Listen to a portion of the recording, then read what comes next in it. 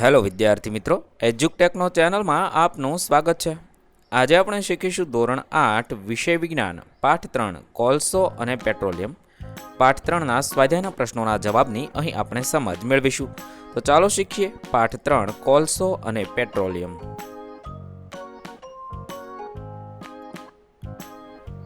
પ્રશ્ન number 1, CNG અને LPG બળતણ તરીકે વાપરવામાં શું ફાયદો છે?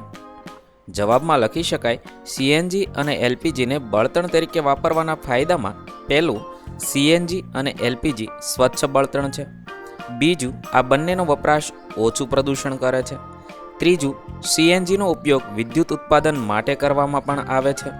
ચોથું, સીએનજીનો સૌથી મોટો ફાયદો એ છે કે તેને ઘર કે કારખાનાઓમાં પાઇપલાઇનથી પહોંચાડી શકાય છે. પાંચમું, તેનો સીધો જ દહન માટે ઉપયોગ કરી શકાય છે. ત્યાર પછી પ્રશ્ન નંબર 2, રોડને સમતલ કરવા માટે વપરાતી પેટ્રોલિયમની પેદાશનું નામ જણાવો. પેટ્રોલિયમની પેદાશ બિટ્યુમિન્સ રોડને સમતલ કરવા માટે વપરાય છે.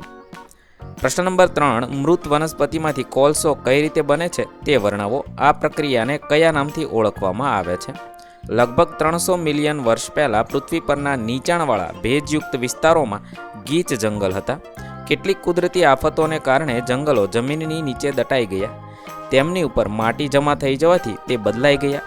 ઊંડે ને ઊંડે જવાને લીધે તેમના તાપમાનમાં પણ વધારો થતો ગયો. ઊંચા દબાણ અને તાપમાનને લીધે મૃત વનસ્પતિઓ ધીરે ધીરે કોલસામાં ફેરવાતી ગઈ. કોલસામાં મુખ્યત્વે કાર્બન હોય છે. મૃત વનસ્પતિની કોલસામાં રૂપાંતરની ધીમી પ્રક્રિયાને કાર્બોનાઇઝેશન કહે છે. પ્રશ્ન નંબર 4, ખાલી જગ્યા પૂરો. 1, અશ્મિ બળતણ ખાલી જગ્યા અને ખાલી જગ્યા હોય છે. કોલસો અને પેટ્રોલિયમ હોય છે. 2, પેટ્રોલિયમમાંથી વિવિધ ઘટકોને અલગ કરવાની પ્રક્રિયાને ખાલી જગ્યા કહે છે. શુદ્ધિકરણ કહે છે. 3, ખાલી જગ્યા એ વાહન માટે સૌથી ઓછું પ્રદૂષણ કરતું બળતણ છે, તો સીએનજી. ત્યારબાદ પ્રશ્ન નંબર 5, નીચેના વિધાનોમાં ખરા માટે ટી અને ખોટા માટે એફ પર નિશાની કરવાની છે. પહેલું, અશ્મિ બળતણને પ્રયોગશાળામાં બનાવી શકાય છે, તો આ વિધાન ખોટું છે, તેથી એફ પર નિશાની કરીશું. બીજું, સીએનજી એ પેટ્રોલ કરતાં વધારે પ્રદૂષણ કરતું બળતણ છે, આ પણ ખોટું છે, તેથી એફ પર નિશાની કરીશું. 3, કોક એ કાર્બનનું લગભગ શુદ્ધ સ્વરૂપ છે, આ વિધાન સાચું છે, તેથી ખરા પર નિશાની કરીશું. ચોથું, કોલટાર વિવિધ પદાર્થોનું મિશ્રણ છે, આ વિધાન પણ સાચું છે. 5, કેરોસીન અશ્મિ બળતણ નથી, આ વિધાન ખોટું છે. ત્યારબાદ પ્રશ્ન નંબર 6, શા માટે અશ્મિ બળતણ એ પુનઃ અપ્રાપ્ય કુદરતી સંસાધન છે તે સમજાવો. અશ્મિ બળતણ બનતા લાખો વર્ષ લાગ્યા છે. માનવીની વિવિધ પ્રવૃત્તિઓ માટે અશ્મિ બળતણનો બહોળો ઉપયોગ થાય છે. કુદરતમાં અશ્મિ બળતણનો જથ્થો મર્યાદિત છે. આ કારણે અશ્મિ બળતણ એ પુનઃ અપ્રાપ્ય કુદરતી સંસાધન છે.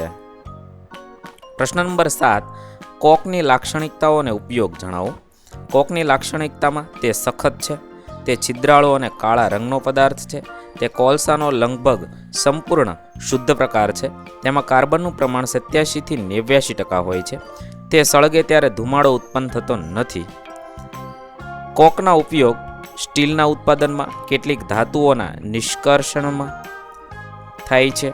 પ્રશ્ન નંબર 8, પેટ્રોલિયમની બનાવટ પ્રક્રિયા સમજાવો. સમુદ્રમાં રહેતા સજીવો દ્વારા પેટ્રોલિયમનું નિર્માણ થયું હતું.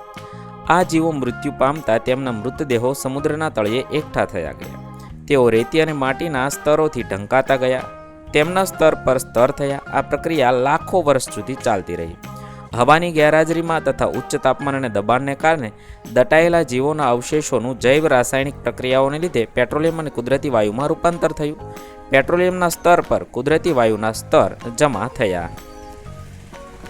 પ્રશ્ન નંબર 9, નીચેનું કોષ્ટક ભારતમાં 1991 થી 97 સુધીમાં ભારતની કુલ પાવર ઉર્જાની તંગી દર્શાવે છે.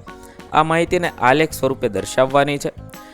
વાય અક્ષ પર વર્ષ મુજબ તંગીની ટકાવારી તથા એક્સ અક્ષ ઉપર વર્ષને દર્શાવવાના છે. આ રીતે કોષ્ટક આપેલું છે. કોષ્ટકને આપણે આ રીતે દર્શાવી શકીએ. વર્ષ અને પાવરની તંગીની ટકાવારી માહિતી નીચેના આલેખમાં છે. આ રીતે તમે જવાબ લખી શકો છો. અહીં આપણા પાઠ 3ના પ્રશ્નોના જવાબ પૂર્ણ થશે. વિદ્યાર્થી મિત્રો, ધોરણ 8ના વિજ્ઞાન વિષયના તમામ પાઠના પ્રશ્નોના જવાબના વિડીયો આપણી ચેનલ પર ઉપલબ્ધ છે, જે તમે ધોરણ 8 વિજ્ઞાન સ્વાધ્યાય નામના પ્લેલિસ્ટમાંથી મેળવી શકો છો. પ્લેલિસ્ટની લિંક વિડીયોના ડિસ્ક્રિપ્શનમાં આપેલી છે. વિદ્યાર્થી મિત્રો, આપેલા વિડીયોની જો તમારે પીડીએફની જરૂર હોય તો તમે આપણી એપ્લિકેશન સ્માર્ટ સાથી પરથી મેળવી શકશો. વિદ્યાર્થી મિત્રો, આપણી એપ્લિકેશન સ્માર્ટ સાથી પ્લે સ્ટોરમાં આવી ગઈ છે, જેની અંદર તમે બધા વિભાગ જોઈ શકો છો. તેની અંદર વિવિધ ધોરણ છે. ધોરણ ઉપર ક્લિક કરતાં વિવિધ વિષય ખુલશે. વિષય ઉપર ક્લિક કરતાં તેની અંદર આવતા પાઠ ખુલશે. તેની અંદરથી તમે પાઠ્યપુસ્તક પણ ડાઉનલોડ કરી શકો છો.